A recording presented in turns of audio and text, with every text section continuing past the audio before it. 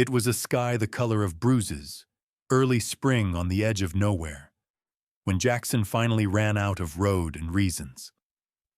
He trudged down the gravel shoulder of a forgotten county highway, boots caked with dust, shoulders weighed down by years of regret and fatigue.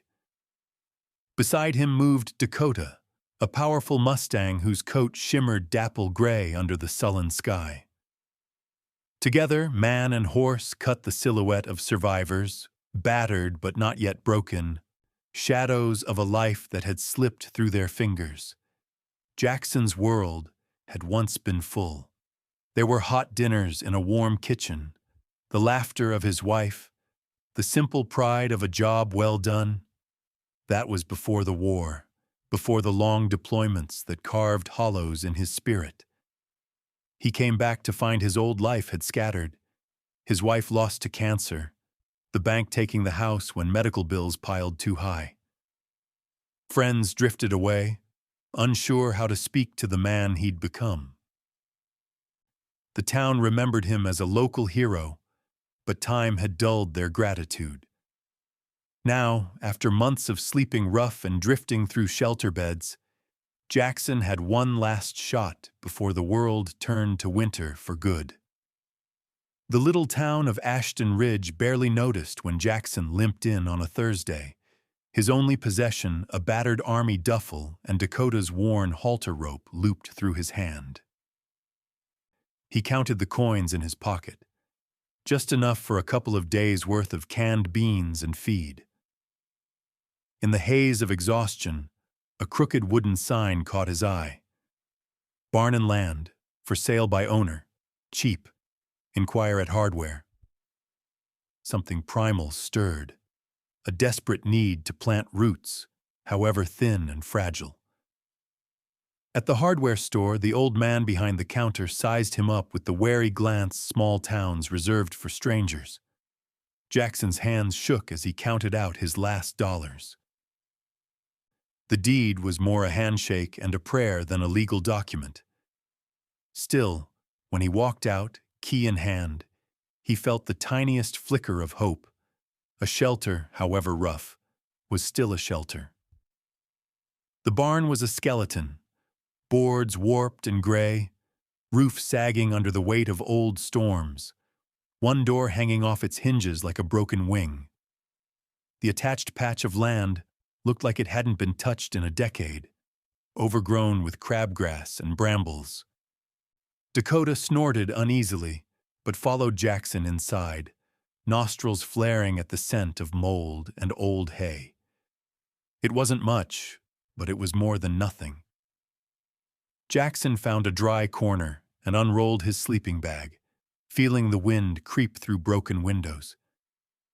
The barn moaned and settled around him, each sound reminding him of all he'd lost. The memories came in waves at night. His wife's voice, the faces of men who never made it home, his own mistakes. Sometimes he woke shivering, not from the cold, but from the ache of remembering. But Dakota was always there. The Mustang had been a gift from a rancher friend when Jackson first returned. Wild and half untamed, a creature who seemed to understand that safety was an illusion and that scars could run deep without ever showing. Dakota didn't ask for explanations. He just pressed his head into Jackson's shoulder in the dark, solid and silent, an anchor in a world spinning apart. Mornings brought a kind of routine. Water for Dakota, feed carefully rationed, a walk around the property to assess the work ahead. The barn's roof was pitted with holes big enough to let in rain and moonlight both. One night a gust of wind tore through the place, sending loose boards clattering down in a racket that had Jackson on his feet, heart pounding. There was no money for repairs, only ingenuity and stubbornness, and Jackson learned quickly to patch holes with whatever he could find. Old tarps, scavenged planks, even a plastic trash can lid. Yet there was a kind of peace in the labor. The world outside the barn's broken walls seemed far away. No one cared what he'd done or failed to do. It was just him and Dakota, each dependent on the other to make it one more day. He'd read somewhere that horses could sense their owner's moods, and some mornings Dakota seemed to nudge him with a quiet urgency, as if to say, "Get up. We've survived worse." Once, in a fit of anger and despair, Jackson almost sold Dakota to buy food. He walked all the way to the edge of town, Dakota in tow, only to turn back at the last minute. The Mustang was the last living thing that needed him. Losing Dakota would be giving up completely. Jackson fought off the cold by lighting a makeshift fire in an old oil drum, the flames licking shadows across the barn walls. The heat was fleeting, but brought a comfort money couldn't buy.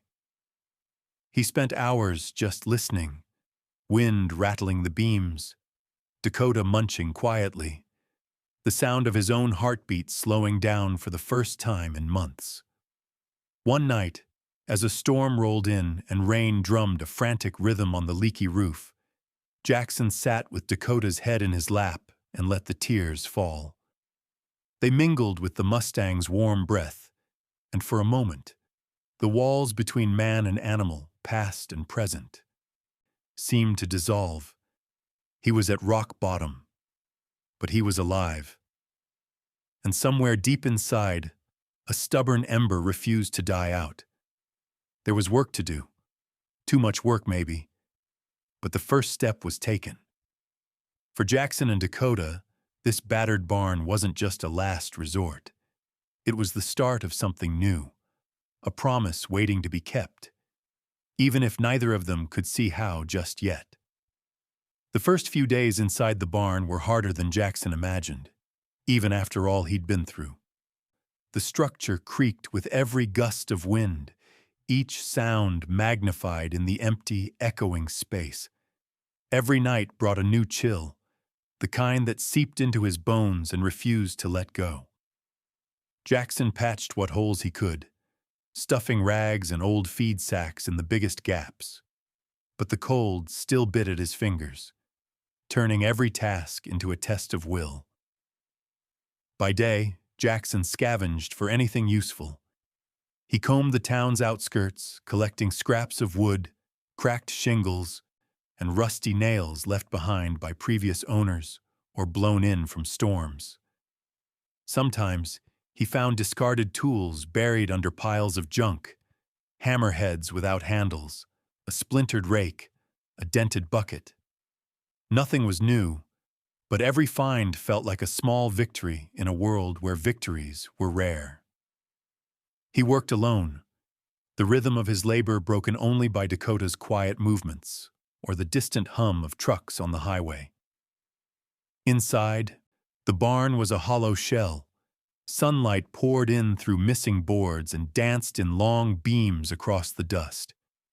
When it rained, Jackson had to shuffle his bedroll to chase the driest patch of floor.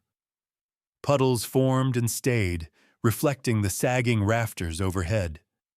The stalls were choked with weeds, their walls thick with splinters and cobwebs. At night, Jackson sometimes heard rats skittering between the bales of rotted straw and had to set crude traps to protect what little food he had. Food was a constant worry. Jackson rationed his supplies carefully, stretching cans of beans and soup across days, sometimes skipping meals altogether so Dakota could eat. He'd managed to buy a small sack of oats, pouring it out by handfuls into an old tin pan for the Mustang. Dakota, for his part, never complained. The horse seemed to sense Jackson's struggle, standing close when the wind howled or lowering his head so Jackson could stroke his neck.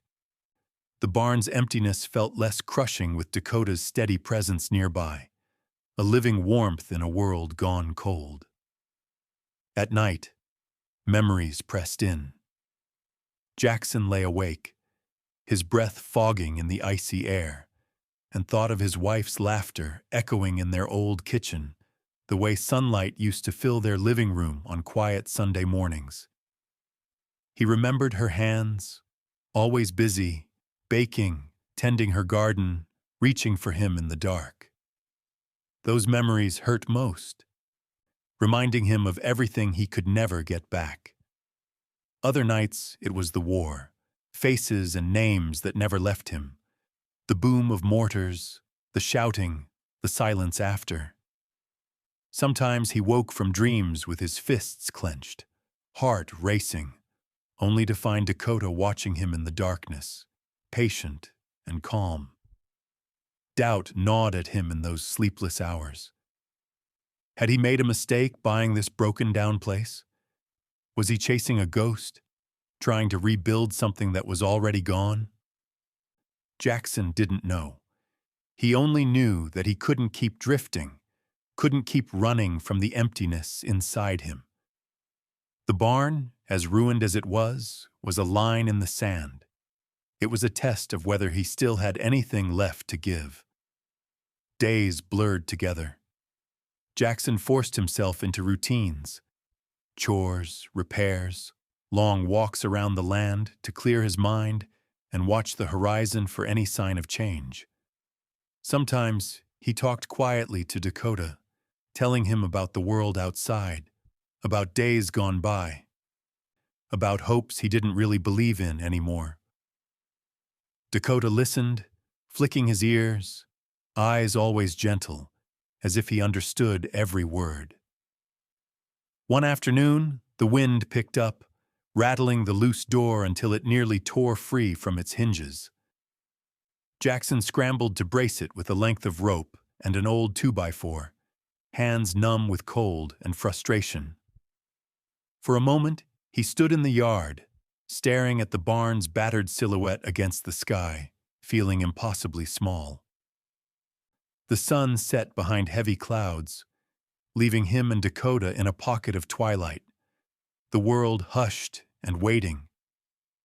That night, as rain pelted the roof and pooled on the floor, Jackson sat on an overturned bucket, Dakota beside him, and let the silence settle.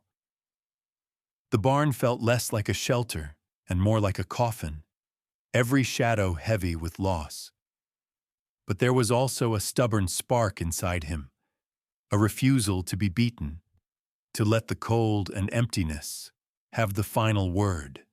He took inventory, counting nails, boards, scraps of tarp, and made lists of what he needed most. Every repair, no matter how small, became a way to push back against despair. He tightened the window frames with strips of canvas. He propped up sagging rafters with scavenged posts. He cleared out the weeds in the stalls, hauling the mess into a growing heap behind the barn. It was grueling, endless work, and progress came so slowly it was almost invisible. But with each day, the space around him changed. Less a ruin, more a place where life might take root again. Dakota, ever patient, was his silent partner in every task. When Jackson was too tired to move, he'd sit beside the Mustang and listen to his quiet breathing, grounding himself in that simple, steadfast presence. Sometimes Dakota would nudge him, insistent and firm, as if reminding Jackson that both their survival depended on not giving up. It was not the life Jackson wanted, but in the hollow shell of the barn, in the small victories and slow grind of survival, he found the faintest flicker of hope. The world had not ended yet, and as long as he kept moving, no matter how slowly, there was a chance, however slim, that things could change. As the days slipped by, Jackson settled into a kind of truce with the barn. Every creak and sigh of the ancient building grew familiar, even comforting, a heartbeat in the silence that surrounded him and Dakota. He kept himself moving, always a project at hand. Fixing, cleaning, salvaging, never quite letting the stillness swallow him whole. Even so, the weight of his losses pressed down like the heavy beams overhead. But fate, it seemed, had tucked away something for him among the dust and decay. It happened on a gray morning. Rain lashed the patched roof, wind snapping at the old tarps he'd strung over the worst leaks. Jackson was clearing out the far corner of the barn, a space so choked with debris that he'd left it for last. He pulled out moldy sacks and busted crates, pausing to cough as dust rose thick in the air. Beneath a sagging pile of rotted blankets, his hand struck something solid, a trunk, big and old, the leather cracked and mottled by years of neglect. Curiosity sparked for the first time in weeks. Jackson dragged the trunk into the light, his breath hanging white in the chilly air. The heavy lid groaned on rusty hinges as he pried it open. Inside, nestled among moth-eaten rags and faded photographs, were leatherworking tools, awls, needles, knives, each handle darkened by decades of hands. There was a coiled bridle, worn but sturdy, and a bundle of yellowed letters tied with twine. At the bottom, he found a thick, battered journal, its cover carved with initials that made his chest tighten. J.A.W., his grandfather's mark. The memories returned at once. His grandfather's booming laughter, the quiet way he moved among horses, the long summer afternoons in the old workshop as Jackson watched and learned. In that moment, the barn felt less empty, as if a piece of his family had been waiting for him all along. Jackson sat on the floor, Dakota standing watch nearby, and opened the journal. The pages were packed with looping handwriting and sketches, horses in every pose, notes on saddles and tack, advice about life and loss. He turned the pages slowly, breathing in the scent of old leather and ink. There were stories from the past, the lean years on the ranch, the pride in raising wild Mustangs, lessons about patience and trust. Every man leaves something behind. One entry read, "Let it be kindness, skill, or the courage to start again when all seems lost." Jackson read on, the words cutting through his loneliness like sunlight through a storm. There were instructions for mending harnesses, for reading a horse's moods, for never giving up on the animals, or on himself. He traced the pencil sketches of Mustangs running across the prairie, the wild joy captured in every line. His grandfather had loved this land, loved the work and the challenge of coaxing something good from nothing but earth and willpower. The tools felt heavy in his hands, solid, real, connecting him to a legacy he'd nearly forgotten. Jackson realized with a jolt how much of himself he'd lost in grief and drifting. Here was a reminder that he came from a line of men who built, who worked, who endured. Maybe he wasn't as empty as he thought. Maybe the stubborn spark inside him was a gift, passed down like these tools and the wisdom bound in these pages. That day, Jackson set aside his other chores. He cleared a workbench, brushed off the worst of the dirt, and laid out the tools with reverence. His fingers remembered more than he expected, how to sharpen a blade, thread a needle, pull leather taut over a block. The rhythm of the work soothed him, each movement echoing years of practice at his grandfather's side. He spent hours restoring the bridle, rubbing oil into the stiff leather until it gleamed. As he worked, Dakota watched, ears flicking at the gentle scrape and thump of tools. When Jackson finally fitted the old bridle to Dakota, the Mustang tossed his head, nostrils flaring, as if recognizing something of the past. The fit was perfect. Jackson grinned, a real smile for the first time in months. It was a small thing, but it was a beginning. That night, by the glow of his lantern, Jackson read more of the journal. There were stories of failures, too. Crops lost to drought, horses injured or gone wild, nights when hope felt like a fool's errand. But always, there was a lesson. Keep moving forward, keep working, keep believing that tomorrow might be better. The barn, once only a shelter from the rain, began to change in Jackson's eyes. With every repair, every memory unearthed from the trunk, it felt less like a tomb and more like a workshop, a place where life could be shaped and restored. He resolved to make something here, not just survive but rebuild. The emptiness that had haunted him since returning from war felt, for the first time, a little less overwhelming. Jackson made a promise, silent but fierce, as he tucked the journal away. He would not waste this chance. He owed it to his grandfather, to himself, to Dakota, in the darkness. With the old tools lined up and the Mustang nearby, Jackson allowed himself to believe that redemption might be possible, that the ruins of his life could become the foundation for something new. Spring drifted quietly into early summer, the barn's weary skeleton bracing against warmer winds as Jackson pushed forward with stubborn resolve. The days grew longer, light leaking in through the patched roof and streaking the floor in shifting patterns. With each sunrise, the place looked a little less haunted and more like a home, the past's sharp edges softened by work and memory. Even the land around the barn seemed to wake up, tufts of green forcing their way through the stubborn tangle of old weeds. There were setbacks, of course. A storm tore loose some of his patchwork repairs, and more than once he found raccoons rooting in his meager supplies. But Jackson met every challenge with a quiet grit, Dakota at his side through every frustration and victory. One morning, as dawn crept over the hills and painted the sky gold, Jackson took Dakota out into the field behind the barn.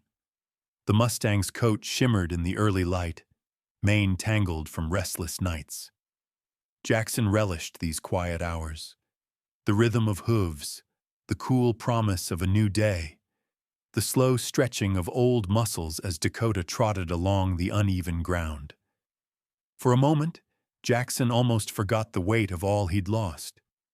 He felt, fleetingly, the way he had as a boy on his grandfather's ranch. Days defined by hard work, fresh air, and the steady companionship of horses.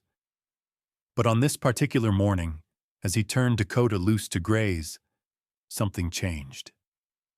The lead rope slipped from Jackson's fingers. Maybe it was the dew, maybe just the distraction of memory. And in a heartbeat, Dakota tossed his head and took off across the field. He thundered through the high grass, snorting, wild and free. Jackson cursed under his breath, heart pounding as he took off after him, boots slipping in the slick grass. The chase pulled him farther from the barn than he'd been in weeks, toward the boundary where his patch of land met the neighboring fields. He found Dakota on the other side of a tumble-down fence, standing nose to nose with a curious young boy. The boy couldn't have been more than 8 or 9, all elbows and freckles, eyes wide with awe as he reached a tentative hand toward Dakota's muzzle. Behind him, a woman in her early 30s watched warily, basket hooked over one arm, posture rigid with protectiveness. Jackson slowed, catching his breath, scanning the scene with a soldier's caution. The boy glanced at him and grinned, fearless. "Is he yours?" The woman, eyes wary but not unfriendly, gently called her son back. The boy lingered, entranced by the Mustang. Jackson offered a nod, forcing a tight smile. He saw the woman's hesitance, the way her gaze flicked from him to Dakota, evaluating the risk. He knew that look. It was one he'd seen in small towns before, a mixture of curiosity and suspicion toward strangers. Still, there was no anger, only the tired vigilance of someone who'd seen enough hardship to guard what little she had. The woman introduced herself as Maggie, her son as Eli. She explained in few words that they lived just down the lane in a weathered farmhouse, working their own piece of land. There was an air of resilience about her, the sort that comes from long days and stubborn hope. She didn't ask why Jackson was there, or how he'd come to be alone with a wild Mustang in a falling-down barn. Instead, she offered something simple, a loaf of homemade bread, wrapped in cloth, left over from last night's supper. Jackson hesitated, pride warring with hunger, but eventually took it, nodding his thanks.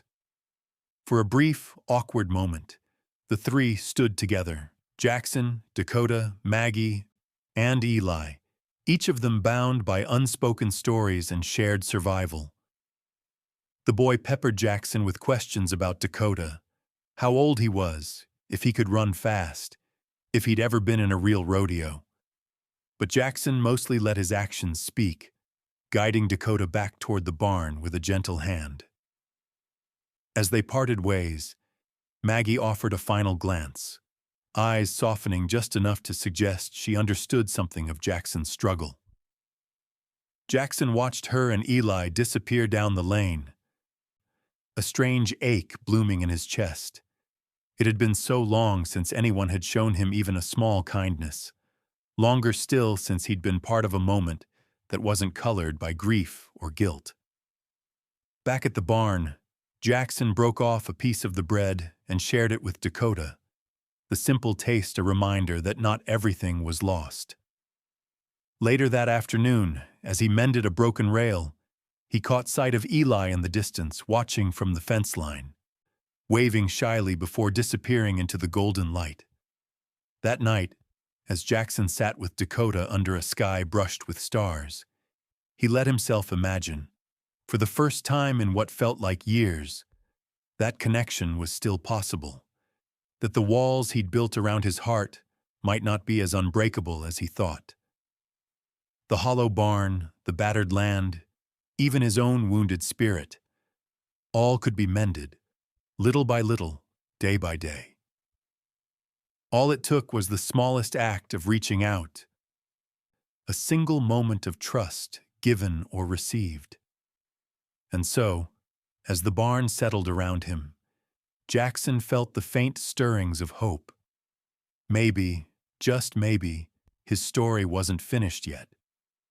The days that followed Jackson's encounter with Maggie and Eli unfolded with a new, subtle sense of anticipation. Where once the barn and its surrounding patch of land had seemed to pulse with isolation, now it felt as if a gentle current of life was flowing in, softening the sharp corners of Jackson's solitary existence. Eli, curious and persistent, quickly became a regular visitor, his youthful energy filling the barn with the sounds of possibility. Jackson would find the boy waiting near the fence most mornings, eager for any excuse to slip away from chores at his mother's place. At first, Jackson hesitated to let Eli too close, wary of opening himself to attachments that might slip away as easily as everything else had. But Eli's enthusiasm was irresistible. The boy asked question after question about Dakota, the Mustang's age, how fast he could run, what he liked to eat, how Jackson had come to have such a wild horse. Jackson, unused to so much attention, answered as best he could, keeping his explanations simple, letting his actions show what words could not. He began to teach Eli the basics of horse care. Together, they groomed Dakota's rough coat, working loose the tangles from his mane and tail. Eli learned to offer treats on an open palm, to approach the Mustang with respect and patience, to move slowly and speak softly. Jackson watched, quietly moved, as Dakota responded to the boy's gentle presence. Ears flicking forward, eyes softening, body relaxing in ways Jackson had not seen since before the war. Each lesson, though small, marked a step forward for all three of them. In those early days, Jackson found himself letting go of some of the constant vigilance he'd carried for years. He saw the barn through new eyes, the broken windows, the patches of sunlight dappling the dirt floor, the old beams still sturdy beneath their scars. Together with Eli, he began to repair what he could. They worked side by side, patching holes with scrap lumber, shoring up a sagging stall door, sweeping out years of accumulated dust and debris. It was slow, sometimes frustrating work, but Eli's enthusiasm made it lighter. Maggie, at first cautious, gradually allowed herself to trust Jackson. She often sent Eli over with small gifts, fresh eggs, jars of preserves, extra vegetables from her garden, always wrapped in a note that was more practical than warm, but still an unmistakable gesture of kindness. On Saturdays, she'd come herself, rolling up her sleeves to help hammer boards over a broken window or clean out the weeds choking the barn's entrance.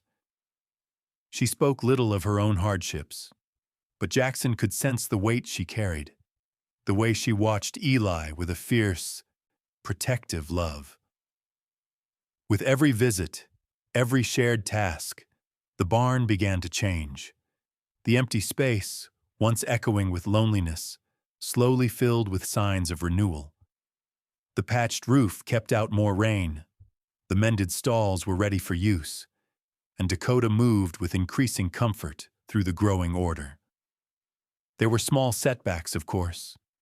Tools went missing, a patch of mold reappeared, a sudden summer storm undid an afternoon's worth of repairs. But for the first time in a long while, Jackson didn't feel like he was battling the world alone. The rhythm of his days shifted. Mornings were for chores, feeding Dakota, mucking out the stalls, mending fences, tasks made lighter by Eli's eager assistance. Afternoons brought the slow warmth of company, the sound of Maggie humming as she worked, the scrape of a broom on rough planks, the low murmur of Eli reading aloud from a battered library book while Jackson sanded splintered boards. Evenings ended with the quiet satisfaction of a day's labor, a simple meal shared between friends, and the slow settling of dusk over the barn. There were moments that reminded Jackson just how far he'd come from those first desperate days. He found himself laughing, genuine, unguarded laughter, at Eli's jokes or Dakota's antics, the Mustang chasing his own tail in a sudden burst of energy. He caught himself looking forward to Maggie's visits, listening for the crunch of her boots on the gravel path. He felt pride, too, as the barn took on a new shape. No longer a hollow shell, but a place of purpose and belonging. Yet beneath the growing sense of hope, Jackson knew how fragile it all was. Loss had taught him to expect sudden storms, to keep his heart shielded. There were nights when the past crept in, reminding him that everything he built could be swept away again. But each morning brought proof that life was worth the risk. Eli's laughter, Maggie's steadfast presence, Dakota's unwavering loyalty. One evening, as the sun dipped behind the distant hills and the barn glowed gold in the fading light, Jackson sat on the threshold with Dakota at his side. He watched Eli and Maggie walk home across the field, their figures outlined against the horizon, and felt a quiet gratitude settle in his chest. For the first time since returning from the war, he allowed himself to believe that he might not be alone anymore, that family, in all its unexpected forms, was something that could be rebuilt, one small step at a time. And so, as summer deepened and the barn continued its slow transformation, Jackson embraced the rhythm of his new life. Each day brought small victories, a repaired window, a fresh coat of paint, a laugh shared in the evening light. Piece by piece, hope took root, weaving its way through the cracks of his battered world, steady as the heartbeat of the Mustang by his side. The heat had been building for days, heavy, unmoving, pressing down on the land and all who lived there. By mid-July, the air itself felt like it could ignite. Each sunrise shimmered through a haze, the sky too bright, the grass brittle beneath Dakota's hooves. Jackson watched the horizon nervously, each gust of wind stirring memories of other dangerous places, times when the threat was invisible until it roared up all at once. He could feel the tension in the land, and in the animals too. Birds silent in the trees, Dakota restless and jumpy, his nostrils flaring as if he could sense something on the wind that Jackson could not. Work on the barn slowed as the heat worsened. Eli's visits became shorter, his cheeks flushed and hair plastered to his forehead with sweat. Even Maggie seemed wary, glancing often toward the line of pines at the edge of their fields, her voice tighter than usual. In the evenings, the three of them would sit outside, sharing lemonade and listening to the distant crackle of dry branches, each of them quietly wishing for rain that never came. It started late one afternoon, a thin column of smoke rising beyond the far ridge. Jackson saw it first as he led Dakota back from the stream, just a smudge at the edge of the sky, but enough to chill him to the bone. He'd seen fires before, both in the wild and on the battlefield, and he knew how quickly hope could turn to ash. Within hours, the wind picked up, shifting direction and carrying the smoke closer. Sirens wailed in the distance, the town's small volunteer fire crew scrambling to prepare. By sundown, the world glowed an eerie orange. Ash fell like snow, and the sky darkened, the sun a pale coin behind layers of smoke. Jackson herded Dakota into the barn, hands trembling, eyes scanning for sparks. He packed a bag in silence. Water, some food, the battered trunk with his grandfather's journal, his heart thudding as if it might leap from his chest. Every instinct screamed at him to run, to save what little he could. But something kept him tethered to the barn, to this fragile, hard-won patch of hope. Maggie arrived breathless, her truck rattling into the yard. She shouted a warning. The fire was moving faster than anyone had guessed, whipped forward by sudden wind, leaping from tree to tree. Jackson tried to calm her, but the panic in her eyes was contagious. He looked for Eli, but the boy was nowhere to be seen. It was chaos. Neighbors appeared on the road, shoving animals into trailers, beating back flames with shovels and wet blankets. Jackson could feel the fire before he saw it, the air charged and wild, the smoke burning his lungs. Maggie screamed Eli's name, her voice raw and desperate, and Jackson's world narrowed to a single purpose: find the boy. He left Dakota in the barn for a moment, tying him loosely, and sprinted across the yard, calling Eli over and over. Maggie was already running toward the woods, her silhouette barely visible through the swirling smoke. Jackson plunged after her, his feet pounding the dry earth, heat singeing the hairs on his arms. The world was a nightmare. Trees bent beneath walls of fire, embers spinning through the air, the roar of wind and flame louder than any battle he'd ever fought. For a sickening moment, he thought they'd lost Eli. Then, from the edge of the woods, he heard a thin, terrified cry. Eli was trapped at the base of a fallen tree, his hands over his head, smoke curling around him. Jackson didn't hesitate. He vaulted the burning log, grabbed the boy, and pulled him close. The world shrank to the weight of Eli in his arms, the sting of smoke in his eyes, the deafening, all-consuming heat. But the path back was already blocked. Flames licked across the grass, cutting off their escape. Jackson scanned the chaos, looking for anything, anyone. Then he remembered Dakota. The Mustang was trained to come when called, no matter what. Jackson gathered his remaining strength and whistled, sharp and desperate, the same whistle he'd used in the darkest moments of war. It was Dakota who answered, bursting through the haze, eyes wide but steady, mane flying like a battle flag. Jackson hoisted Eli onto Dakota's back, the boy clutching the reins with white-knuckled hands. Jackson swung up behind him, ignoring the pain that shot through his leg, and pressed his heels to Dakota's flanks. What followed was a blur of motion, flames leaping on either side, Dakota galloping faster than Jackson had ever known, the sound of the fire behind them, the thudding of the Mustang's heart beneath him. The world dissolved into streaks of orange and black, the air so hot it felt alive. Eli sobbed, clinging to Jackson, but Dakota never faltered, weaving through burning debris with uncanny instinct. They burst from the woods onto the open field, flames receding behind them. Jackson looked back just once, seeing the barn wreathed in smoke but still standing, the shape of Maggie running toward them. He slowed Dakota, helping Eli slide down, the boy collapsing into his mother's arms. Jackson dropped to one knee, gasping, the adrenaline burning through him like fire.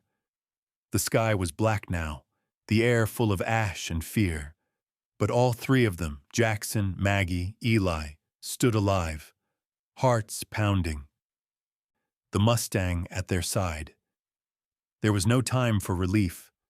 The night was long, and the fire still raged. But in that moment, Jackson understood what it meant to be truly needed, and that sometimes, even in the face of disaster, courage could be found in the most unlikely places. The dawn after the fire arrived in hesitant streaks of light, pale and smoky, the sky bruised and heavy with lingering ash. The world felt subdued, quiet, hollow, everything touched by the scars of the wildfire. Jackson woke sore and spent, muscles aching from the night's ordeal, but relief fluttered inside his chest. He looked first for Dakota, finding the Mustang standing alert but calm in the battered paddock, a silhouette against the broken dawn.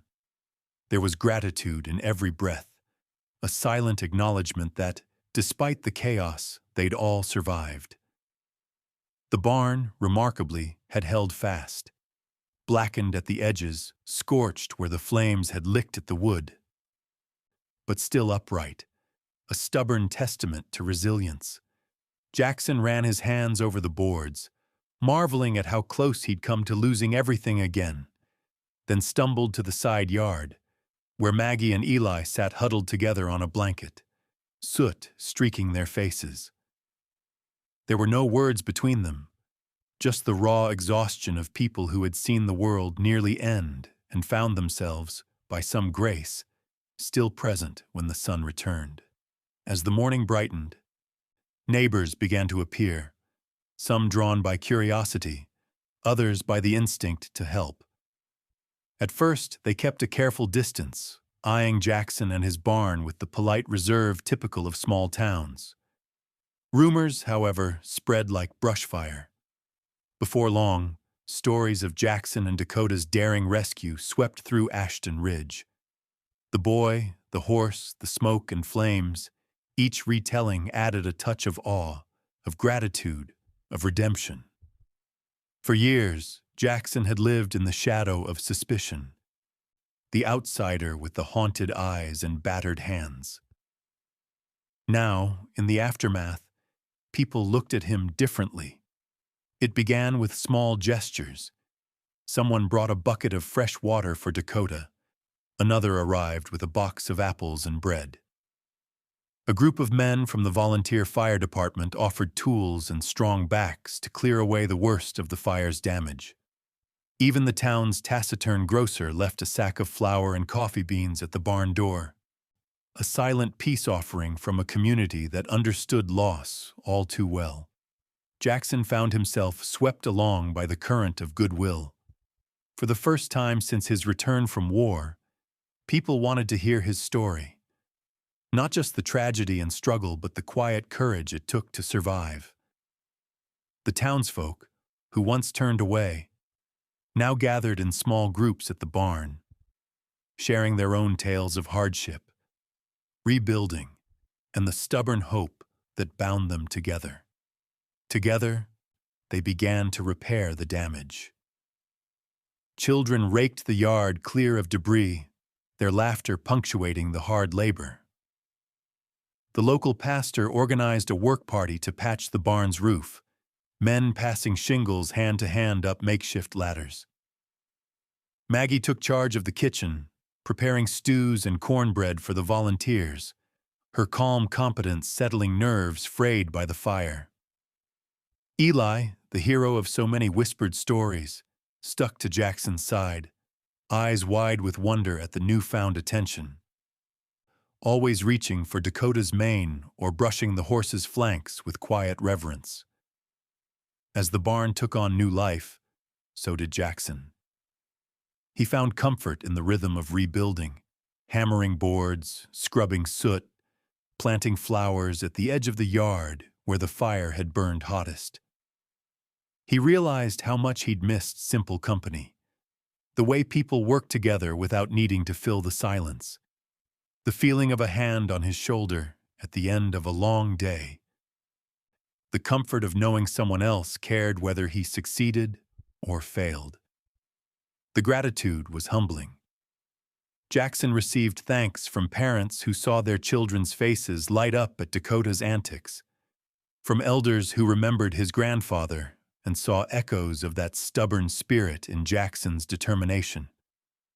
For every whispered doubt he'd carried since returning home, there was now a voice offering kindness, a casserole, a handshake, an invitation to Sunday dinner. The barriers he'd built around himself crumbled, not with dramatic gestures, but with steady, gentle persistence. In the evenings, the barn filled with laughter and music, the walls echoing with stories old and new.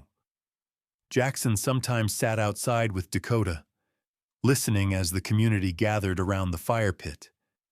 Neighbors who had once been strangers, now drawn together by shared adversity and newfound respect.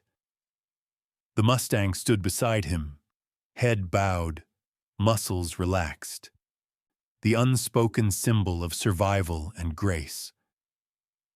There were moments when Jackson almost couldn't believe it. The town that had once seemed like an enemy had become something like a family, each act of generosity binding him more tightly to the place he'd tried so hard not to need. He understood, finally, that belonging was not a prize to be earned, but a gift to be accepted, fragile, precious, and, above all, real. As summer deepened and the scars of the fire faded beneath new growth, Jackson saw that his journey was not just about endurance, but transformation. The barn, Dakota, Maggie, and Eli, the neighbors, each had given him something he'd thought lost forever: hope, connection, the possibility of starting over. With every sunrise, the wounds of the past became a little less raw, the promise of a new life shining brighter through the haze.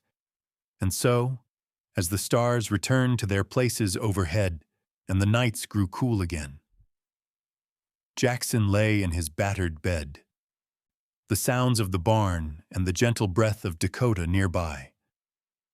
For the first time in years, he slept not with one eye open, but in the shelter of belonging, grateful, finally, for the gift of being needed and known. The days after the fire took on a different rhythm. Though the barn and land bore scars, they pulsed with new life. Patches of char replaced by bright wildflowers, the scent of smoke giving way to the clean bite of freshly turned earth. Jackson poured himself into the work, grateful for the distraction.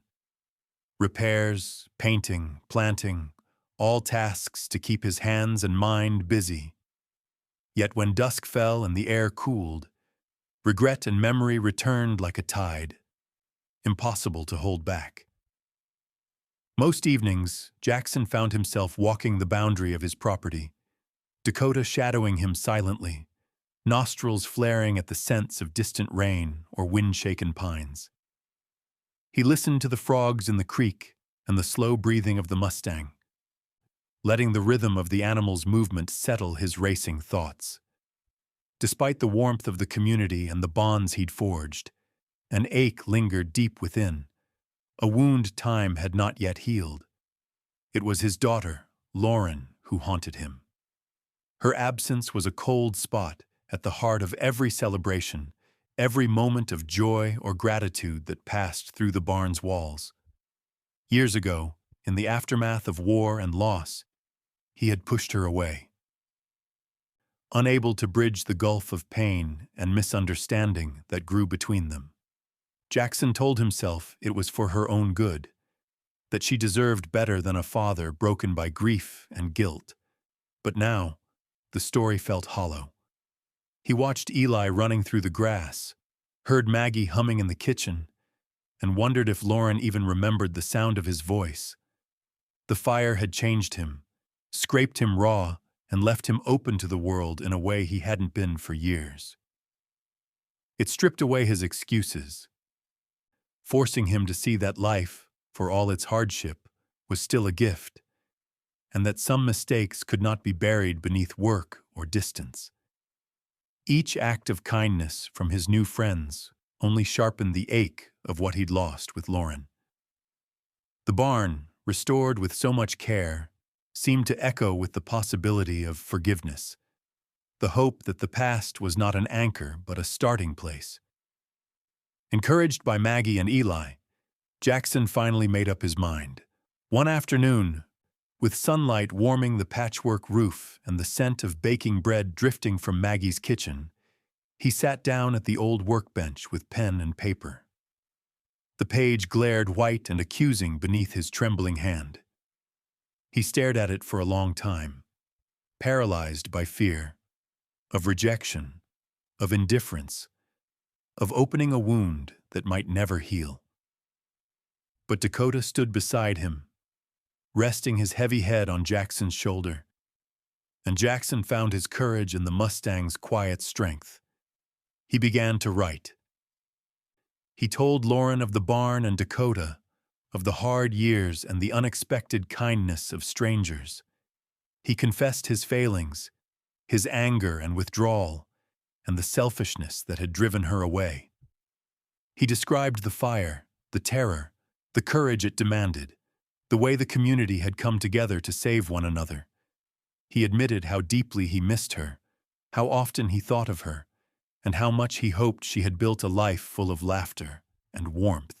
He apologized, not with elaborate language but with honesty, laying bare his guilt and his hope for forgiveness. He wrote of the lessons he'd learned, the value of resilience, the importance of small mercies, and the truth that family, once fractured, could sometimes be mended. He ended the letter simply, with an invitation, to visit the barn if she ever felt ready, to see the home he had tried to build out of the ruins. Jackson read the letter twice, his vision blurring, then folded it carefully and placed it in an envelope. He didn't know if Lauren would read it, or if she would even care, but he felt lighter for having written it. The act of putting words to paper forced him to let go of the things he couldn't change, and to hope, quietly, for the things that might still be possible. He gave the letter to Maggie the next day, asking her to mail it. She didn't ask questions, only squeezed his hand with a gentle firmness that needed no explanation. Eli watched, sensing the gravity of the moment, and later gave Jackson a hug that said more than any words. As days passed, Jackson found himself thinking of Lauren less with pain and more with hope. The wound was still there, but it no longer defined him. He worked with greater purpose, driven not by guilt, but by the desire to welcome her if she ever came. He planted flowers along the front of the barn, painted a sign above the door, Dakota Haven, and repaired an old rocking chair to place by the threshold, just in case she ever wanted to sit and watch the sunset. In the evenings, Jackson sat on that porch, Dakota grazing nearby, the barn glowing golden in the fading light. He didn't know what the future would bring, but he understood at last that forgiveness, like healing, was a process, one built on small, brave acts and the faith that what was broken could, with enough care, be made whole again. Early autumn brought a gentler light to the fields around the barn. The world seemed to exhale after a season of turmoil, cool breezes rippling through tall grass and carrying the scent of earth and distant rain. The barn stood strong and steady now, patched, painted, a living testament to perseverance. Jackson moved through his days with a steadiness he hadn't known in years. The slow ritual of work, feeding Dakota, tending the new flowers, mending fences, sweeping the porch, became not just survival, but a practice of gratitude. Each day, he tried to make the place a little brighter, a little more welcoming, even if a part of him doubted whether Lauren would ever return. He checked the mailbox each afternoon, more out of habit than hope, watching for a letter or a sign, some response to the words he'd finally found the courage to send. Sometimes he imagined what he'd say if she appeared, rehearsed apologies, explanations, hopes for forgiveness, but mostly he tried to live in the present, grounding himself in the tangible acts of care that had given him his life back. Then, one crisp morning, Jackson stepped out onto the porch to find a car he didn't recognize parked beneath the old oak tree at the end of the drive. For a moment, his heart hammered in his chest, and he almost convinced himself it was a mistake. But as he walked toward the barn, he saw her, Lauren, standing by the fence, hands tucked in her jacket pockets, her eyes scanning the landscape with cautious curiosity. Her hair was longer than he remembered, streaked with gold and chestnut, her posture tense but unmistakably hers. Dakota sensed her presence before Jackson did.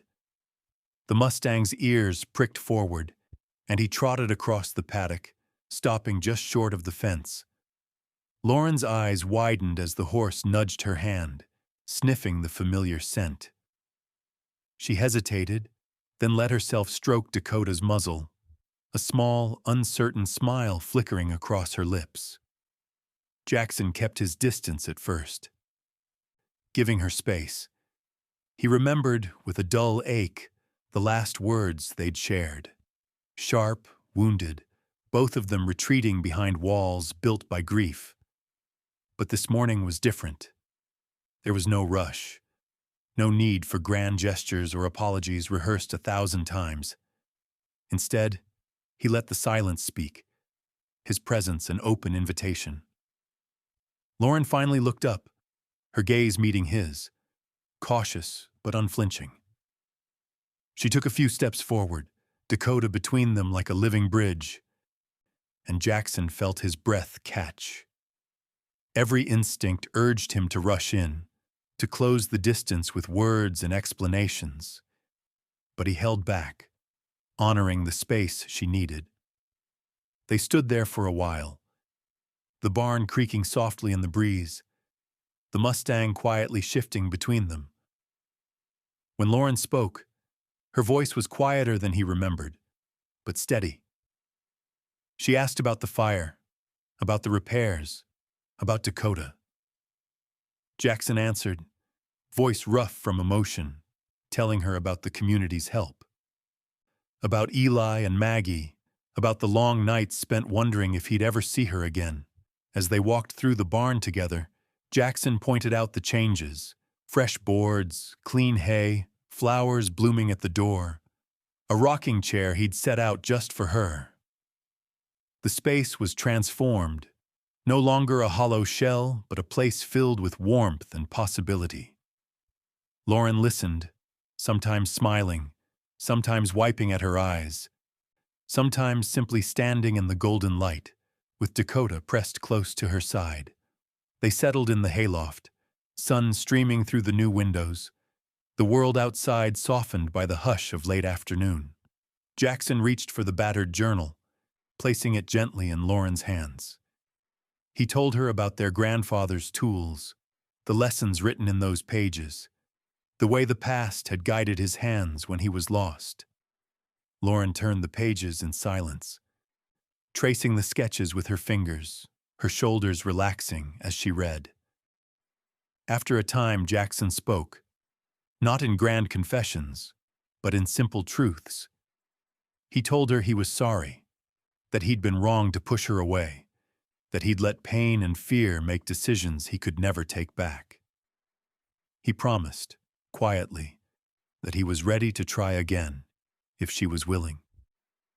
Lauren didn't answer right away, but she squeezed his hand, her grip warm and steady. And for the first time, Jackson felt the old ache begin to ease. In the days that followed, Lauren stayed at the barn, helping with repairs, laughing with Maggie and Eli, learning Dakota's habits and quirks. Together, father and daughter rebuilt not only the barn, but something far more fragile and precious. Their bond, frayed by years of distance, now stitched together with patience and shared effort. They painted a sign for the entrance. Dakota Haven, the name chosen together in the lamplight one quiet evening. The barn became a place of gathering, its doors open to the neighbors who had once been strangers. Children came to feed Dakota and learn about horses. Elders shared stories of the old days. Laughter and music drifted through the open windows. Lauren and Jackson worked side by side, discovering a rhythm that was both new and achingly familiar, each small task a step toward forgiveness. As autumn deepened, the barn glowed with life, the warmth of family and community filling the spaces that once echoed with emptiness. Jackson found himself watching Lauren with quiet pride, grateful for every moment, every word shared, every silence that no longer felt heavy with regret. For the first time, he truly believed that the wounds of the past could be healed, not all at once, but piece by piece, day by day, with courage and love and the simple, stubborn hope that things could always begin again. Autumn surrendered to winter slowly that year, the fields around Dakota Haven painted in gold and russet, the air crisp and bright beneath an endless blue sky. Jackson found peace in the routines that had once felt like burdens, waking before dawn to feed Dakota, watching frost glisten on the fence rails, and sharing steaming mugs of coffee with Lauren in the early morning hush. The barn, once a monument to loss, now pulsed with life. Repairs completed, new stalls built, windows gleaming, each nail and board a small act of hope. As the seasons turned, word spread through Ashton Ridge and beyond about the transformation at the old barn. Dakota Haven became more than just a name on a sign. It grew into a place where neighbors gathered on chilly evenings, the smell of wood smoke curling into the dusk. Maggie and Eli were there most days, laughter spilling from the kitchen as bread baked and stories were shared. Children from the town arrived after school, learning to brush Dakota's coat, their hands tentative at first, then sure, their voices rising in wonder at the Mustang's quiet majesty. Community meetings, birthday parties, potlucks, the barn's wide doors were open to all.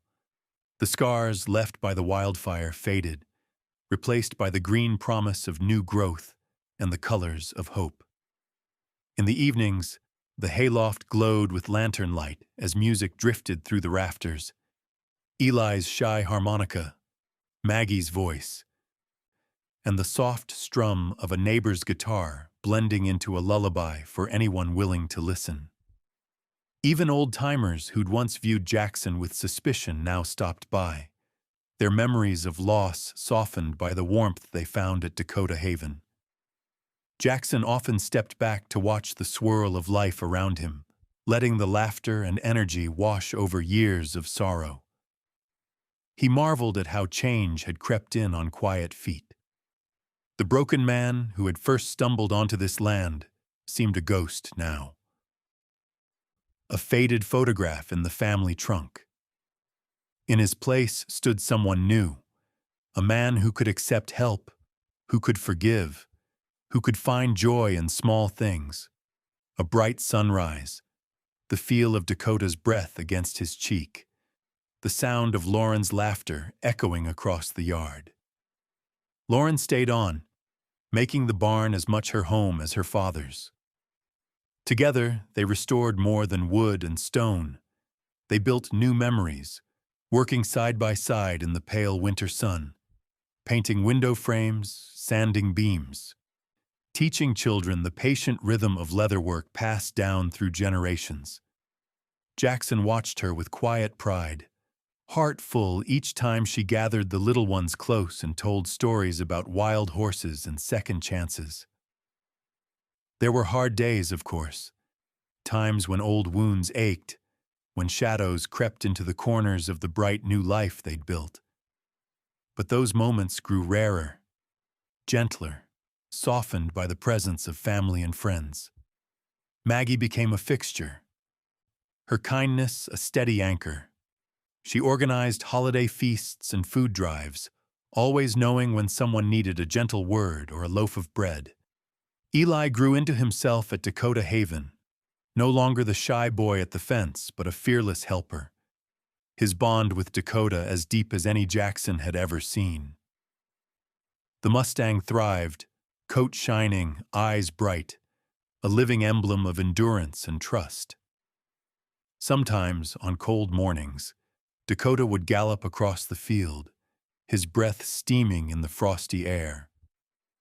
And the whole town would pause to watch, awed, reminded that beauty often blooms from the ashes of hardship.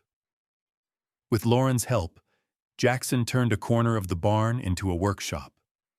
There he taught leatherwork to anyone who wanted to learn, sharing the legacy of his grandfather with a new generation. Old tools found new purpose in eager hands, and stories from the past were woven into every piece of harness or saddle stitched at Dakota Haven. Each creation was more than leather and thread. It was a testament to healing, to the slow magic of time and effort turning sorrow into strength. The grand reopening of Dakota Haven became a town-wide celebration. Lanterns bobbed along the driveway as dusk fell, music rang from the hayloft, and laughter spilled into the cool night. Jackson stood beside Lauren, Maggie, Eli, and Dakota as friends and neighbors raised a toast to the barn's rebirth.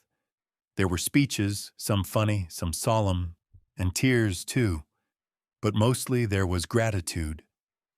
Jackson said little, letting his presence and the glow in his eyes speak for him. He knew now that every person gathered there had faced their own dark nights. Here, beneath the beams of a once broken barn, they all found shelter together. As the evening drew to a close, Jackson wandered out onto the porch. He looked back at the barn, its windows aglow, laughter rolling out across the yard. Dakota stood near, calm and steady, ears flicking in the crisp air. Lauren joined him, slipping her arm through his, and together they watched the stars prick through the darkness.